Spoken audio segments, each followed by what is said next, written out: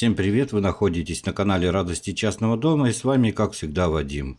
И сегодня я покажу вам, какая у меня выросла в этом году картошка и как правильно ее выкопать, а самое главное, мы отберем картофель на семена.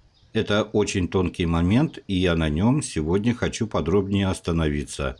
Как видите, мой картофель уже готов к уборке, ботва уже полегла, местами засохла, пожелтела. Настало время убирать картофель. Некоторые специалисты рекомендуют за 2 недели обрезать ботву, но я так никогда не делаю, и картофель у меня всегда шикарный. У нас стоит жара плюс 35 градусов, поэтому убираем в 2 этапа. Одну половину вечером, а другую половину, как видите, я выкопал уже утром. Не рекомендуется сушить картофель на солнце, так как он может получить солнечный ожог, и такой картофель будет плохо лежать. Сейчас я вам покажу, по каким принципам я отбираю картофель на семена. Я сразу заранее подготавливаю тару, в которой я буду потом хранить картофель, но перед этим я его, конечно же, хорошенько высушу. Выкапываем куст и смотрим, если на кусту более 7 картофелин, то есть куст хороший, богатый урожаем, то я отбираю семена. Но не крупные картофелины я выбираю, где-то примерно со спичечный коробок, может чуть больше. И вот такой вот картофель я оставляю на семена. Проверяем обязательно лунку, как всегда. И если есть там картофель, а там всегда есть картофель, то его не оставляем в земле. Ну что-то в этот раз мне не повезло.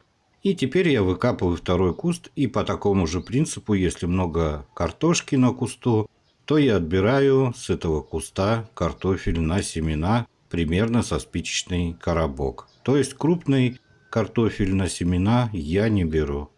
Но и мелкий нам тоже не нужен.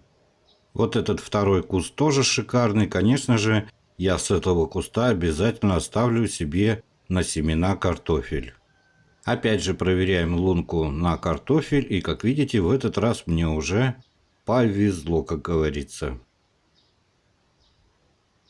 Семенной картофель я отобрал, теперь я его разложу на свету, но не на прямых солнечных лучах, и хорошенько дам ему просохнуть, а потом уже уберу в погреб.